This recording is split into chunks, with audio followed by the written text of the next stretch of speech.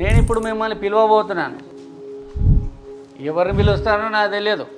ఇప్పుడు చాలామందికి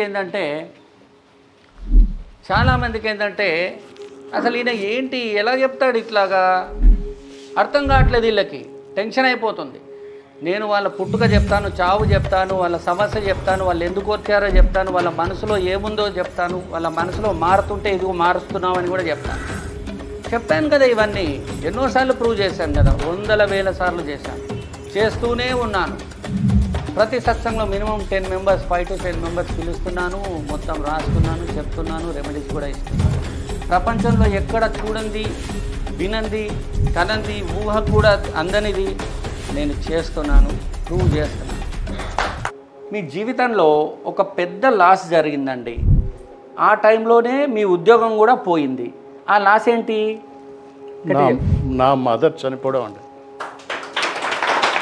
మీరు ఏమనుకుంటున్నారు? మీ టైమ్ ఆఫ్ బర్త్ మీరు 11:32 అని మీకు ఉంది కదా, 11:32 AM అని అది 11:34 అండి. ఇది కాదు, ఇది కరెక్టు. ఇది మీరు లైఫ్లో గుర్తుపెట్టుకోండి. ఇక ఇది కరెక్షన్ చేశాను, ఓకేనా? రైట్. నా విద్య యొక్క గొప్పతనం ఏందో మీరు కళ్ళారా ఎక్స్పీరియన్స్ అయ్యారు. కళ్ళల్లో నీళ్ళు కూడా చూస్తున్నాను నేను. సో 10 మందికి చెప్పండి, నాను ఈ దైవిక విద్య నాకు ఉన్నందుకు, ఆ దేవుడు నాకు ఇచ్చినందుకు, ఆ శివుడికి నేను చేస్తున్నాను.